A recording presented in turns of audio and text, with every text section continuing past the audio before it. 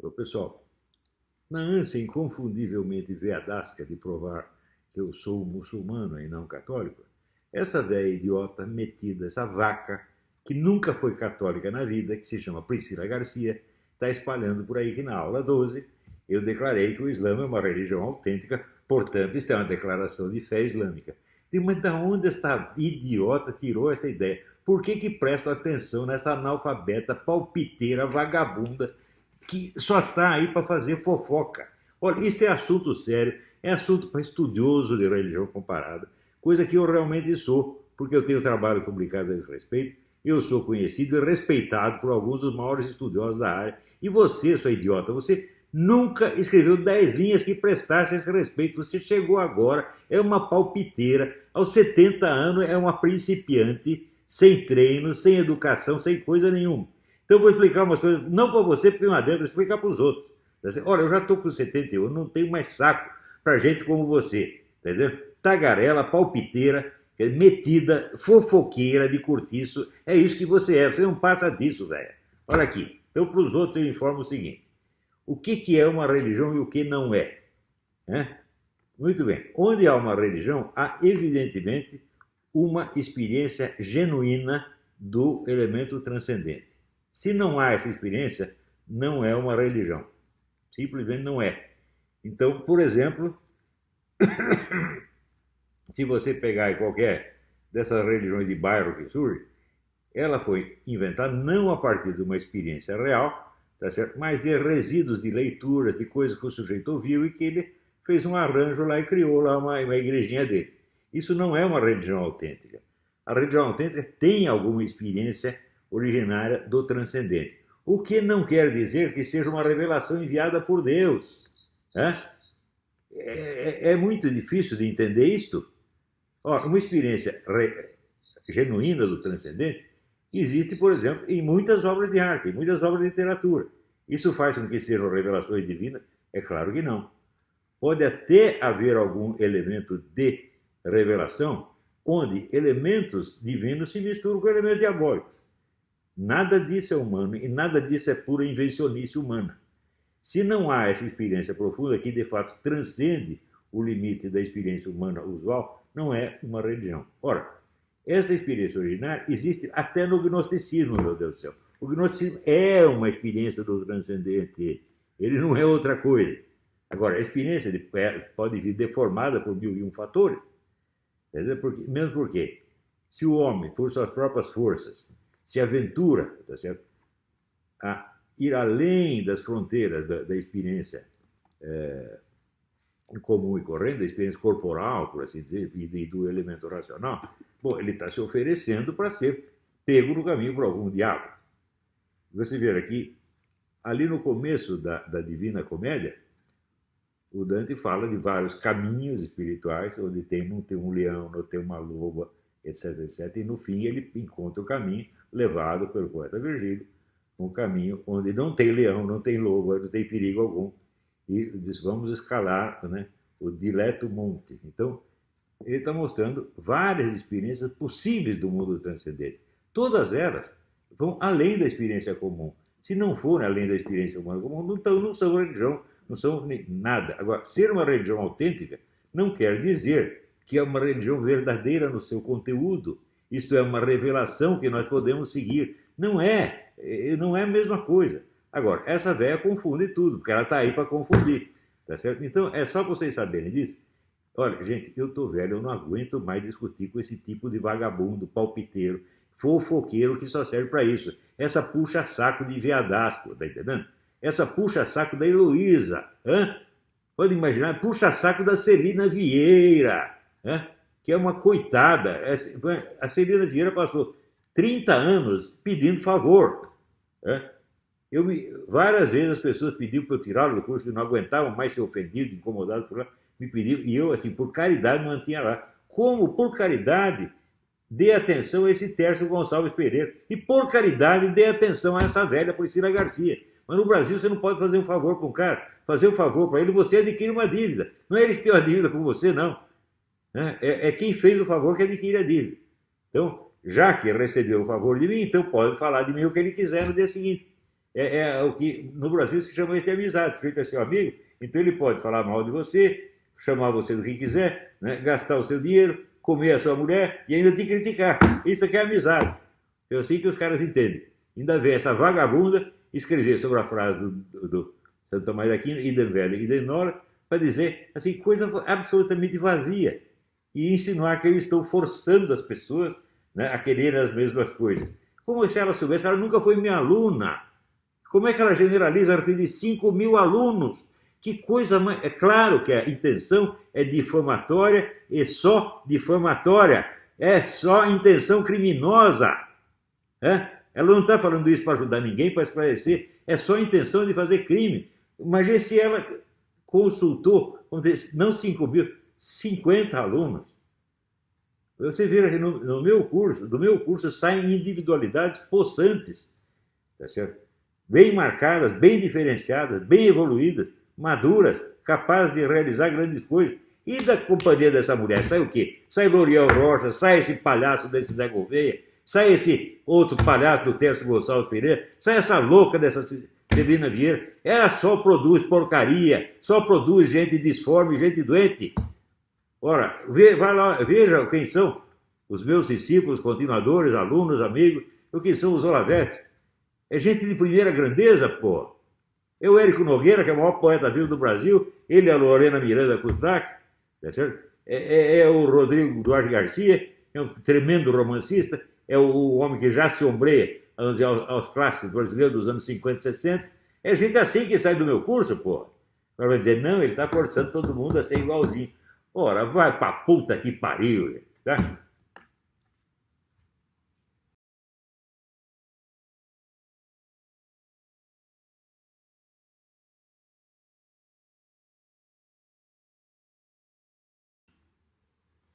Alô, pessoal. Às vezes me pergunto por que eu respondo a objeções de idiotas. É muito simples. As objeções de idiotas são as mais elementares e, portanto, são as mais populares, as mais amplamente disseminadas entre pessoas incultas. Ou seja, os primeiros pensamentos que o sujeito tem sobre um assunto do qual ele mal ouviu falar, evidentemente, são erros grosseiros, erros elementares. E por isso mesmo são os mais disseminados. Então, quer dizer que esclarecer esses erros é ajudar o público não letrado, o público não estudioso, que evidentemente precisa desses esclarecimentos para não se deixar enganar tão facilmente quanto costuma. E, em segundo lugar, às vezes, esses erros mais grosseiros, eles entram, eles invadem a mente até de pessoas estudiosas, pessoas sérias. São erros, às vezes, que já se consolidaram ao longo de muitos séculos e são tão repetidos, às vezes até uma pessoa inteligente e culta se deixa enganar por essa coisa. Muito bem. Entre os imbecis que palpitam e cometem erros grosseiros pelos quais eles muito se orgulham, como se fossem grandes obras-primas do pensamento, estão sobretudo aqueles cometidos pela famosa véia dos gatos, a Priscila Garcia. Claro que é uma pessoa que em si não tem importância nenhuma, mas a renitência dela, a insistência dela e a certeza com que ela repete as bobagens, tá certo? E mais ainda, o estado de autoexaltação com que ela se elogia a si mesma, né? Chegando já ao limite da completa alucinação, tudo isto exerce sobre pessoas, não pessoas burras, mas pessoas de personalidade fraca, né? Elas se deixam influenciar, intimidar muito pela força da agressividade psíquica dessas pessoas. E é por isso que, frequentemente, um psicopata, uma pessoa de mentalidade criminosa, domina toda uma população, né? Então, não sei se a mulher está, essa Priscila está no caso do psicopata, não sei, nem me interessa, não estou aqui para diagnosticar. Mas, outro dia, respondendo a algo que ela escreveu, escrevi o seguinte, eu disse, olha, no Islã não existe isso que você está falando, de uma civilização enquanto separada, distinta de uma religião. E, aliás, a inexistência dessa diferença entre religião e filosofia, religião e civilização, é o que caracteriza o Islã desde o seu nascimento. Portanto, você está muito enganada nesse negócio, né?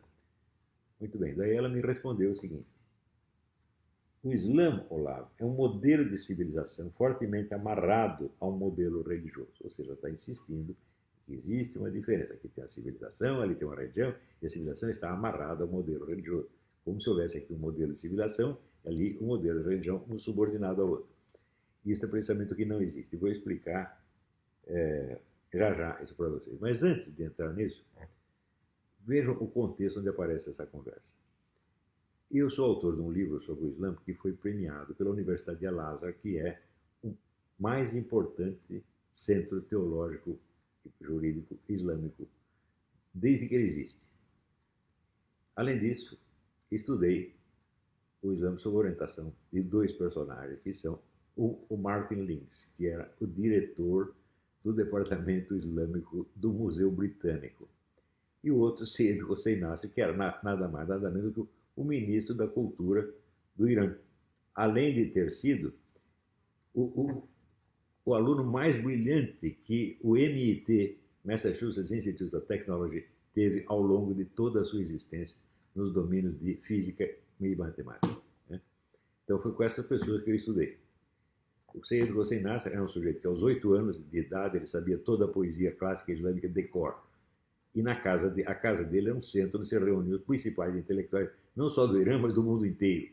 Tá certo? Então ele convivia lá no meio de Bertrand Russell, essa gente, desde criança. Então, é evidentemente um gênio assombroso. Então, esse foi um dos que me ajudaram no meu curso de estudo sobre o Islã. Daí chega a dona Priscila Garcia, que nunca estudou nada, que não é capaz, não foi capaz sequer de estudar um pouquinho de língua árabe para recitar uma sura do Corão. Né? E é claro que ao você estudar uma religião antiga, você tem que estudar na sua língua originária, motivo pelo qual eu nunca escrevi nada sobre o judaísmo, porque não conheço hebraico o suficiente para isso, nem sobre o taoísmo, porque não conheço a língua chinesa o suficiente para isso, nem sobre o hinduísmo, porque, embora tenha estudado um pouquinho de sânscrito, não sei o suficiente sequer para ler um texto. Então, eu não posso opinar sobre as coisas, mas na língua árabe eu estudei árabe com o José Curi, que era o tradutor, né, do livro Os Prolegômenos, do Ibn Khaldun, que era um erudito islâmico fantástico, o sujeito que escreveu, vamos dizer, aos 90 e tantos anos, escreveu um dicionário árabe-português, português-árabe, em 15 volumes, que, aliás, não foi publicado até hoje. Então, eu tive bons professores nessa área, tá certo? Então, é evidente, o livro que eu mandei para o concurso da Arábia Saudita não era um livro islâmico, motivo pelo qual o Centro Islâmico de Brasília me informou que, a pedido das autoridades, o livro não seria publicado por não ser um livro islâmico, não é um livro ortodoxamente islâmico, favorável, mas que assumisse a defesa do Islã, ou que falasse em nome dele. Era um livro apenas de um islamólogo, portanto, um livro, diríamos hoje, laico. Né? E, apesar disso, publicaram o livro e, como compensação de não publicarem, eles deram o prêmio ao livro e, como compensação de não publicar, dobraram o valor em dinheiro do prêmio. Né? Eu achei aquilo ótimo, porque estava numa pindaíba dos demônios. E, inclusive, usei esse dinheiro para viajar aos Estados Unidos e fazer mais contatos na área, estudar, conhecer aqueles que já estavam me ajudando há décadas. Fiquei lá, né, contactar o Seyyed Hossein Nasr, Martin Lins, etc. O Ethel Perry e outros. Né? Quer dizer, aquilo é a fina flor dos estudos islâmicos no mundo. E daí chega essa dona que do nada vem me dar lições. Então eu vou explicar para você como é que é isso. Quando ela diz o Islã é um modelo de civilização fortemente amarrado ao modelo religioso, ela está definindo não o Islã, mas a civilização cristã da Idade Média. Você tem um modelo de civilização que já existia antes do cristianismo, que vinha do legado romano e grego, né? E que foi, aos poucos, vamos dizer, sendo submetido à influência dominante da religião cristã. Mas num processo que levou muitos séculos. Então, por exemplo, o direito, né, vigente em toda a Europa era o direito romano, misturado, em certo lugar, com o direito local, o direito consuetudinário local. Em algum lugar predominava o romano, em outro consuetudinário. Mas tudo isso já existia antes do advento do cristianismo. E tudo isso vai sendo cristianizado aos poucos, isto é, submetido ao guiamento da igreja. No caso islâmico não existia nada disso. Então, não existia sequer uma civilização islâmica, existia um monte de tribos separadas. Quem unifica tudo isso e funda a civilização junto com a religião como uma totalidade inseparável e indissolúvel é o Maomé, ou Mohammed. Ou seja, a civilização islâmica passa a existir com a fundação do Islã. O direito, o que sobrou do direito anterior? Nada, porque só tinha, o direito era diferente em cada tribo. Todo o direito islâmico é transcrição e interpretação do Corão. Não há outro direito. Direito civil, direito penal, direito comercial, direito familiar, tudo vem do Corão. Então, esta é a mesma coisa. A vida econômica é toda regrada. Por exemplo, existe um sistema bancário islâmico fundado em normas corânicas. Existe uma economia doméstica islâmica baseada no quê? No Corão. No Corão e nos Ahadith. Ahadith são ditos e feitos do profeta, do fundador do Islã. Esses ditos e feitos foram documentados por testemunhas e transcritos e avaliados cientificamente de acordo com a sua credibilidade. Não credibilidade do conteúdo, mas credibilidade assim, de quantas pessoas ouviram o profeta dizer tal coisa. Então tem alguns, sei lá, 2.000 pessoas ouviram. Então a credibilidade daquele hadith é máxima. Aí tem, 2 pessoas ouviram, 3 pessoas ouviram, então tem a credibilidade menor. Então, o total são 40.000 hadiths. Então, o Corão e os hadiths são os textos legais islâmicos. Você vê, na Idade Média europeia, havia desde o início, continua havendo, uma faculdade de Direito e uma faculdade de Teologia. O sujeito chegava lá na universidade e tinha que escolher se vai cursar Direito ou Teologia. No Islã não existe isso. A faculdade de Direito é a faculdade de Teologia e não há outra.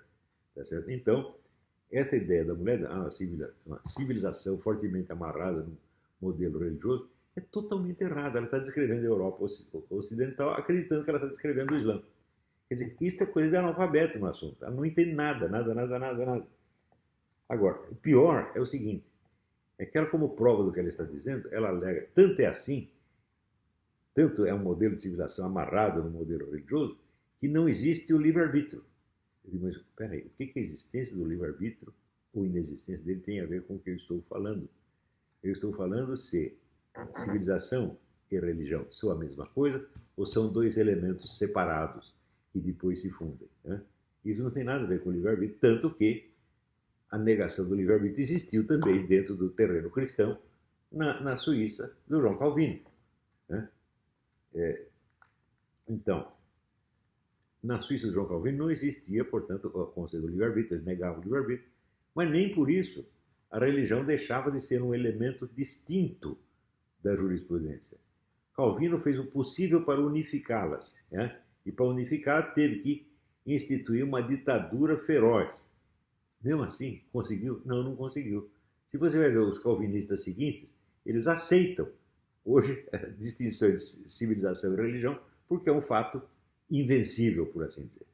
Ao passo que no Islã esse fato nunca existiu. A simples sugestão de que exista já é um pecado e um crime.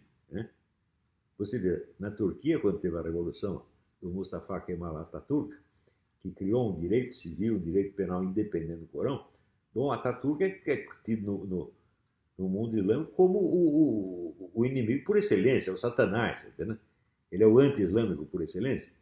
Por quê? Porque reconheceu a existência de uma civilização separada do Islã. Note bem que ele fez isso na Turquia, não no resto do Islã. Agora, para piorar, ela ainda complementa estas observações de analfabeto com algo a meu respeito. Ela descreve em inglês, os velhos pecados lançam longas sombras. Qual é o velho pecado?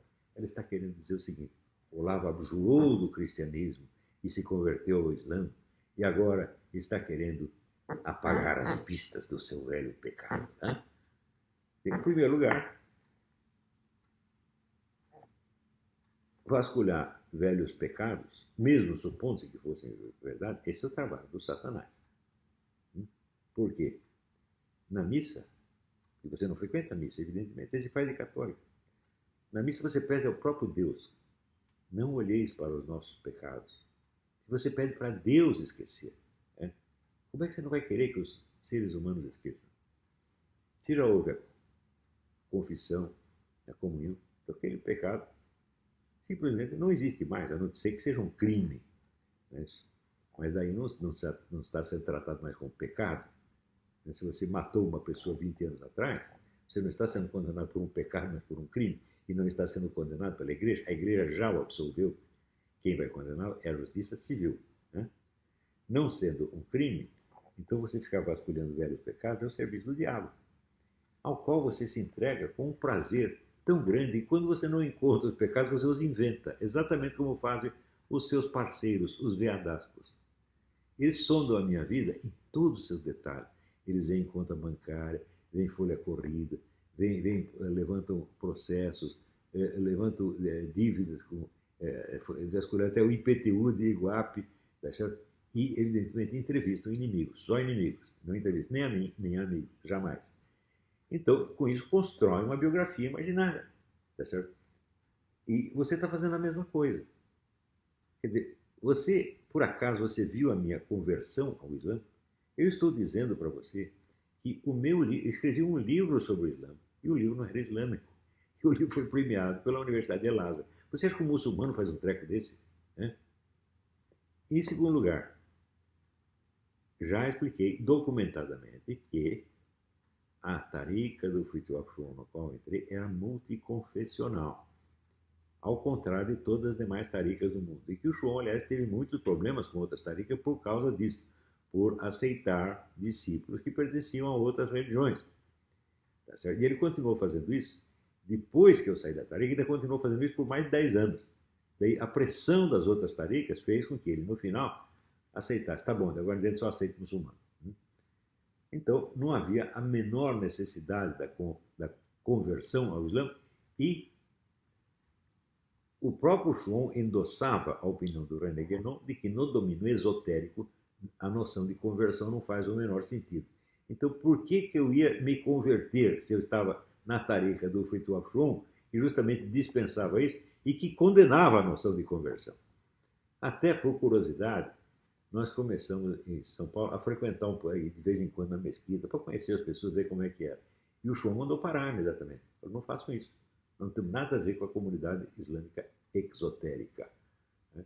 Vocês fiquem quietinhos no seu canto e façam os ritos que eu mandei, estudem os textos que eu mandei, tá certo? Que são todos os textos da Tariqa, não são nem textos corânicos, nem hadith, nem nada, e não se metam com o Islã. É muito simples. Eu já expliquei isso, já citei os textos do Schuon e do Guénon que fazem isso.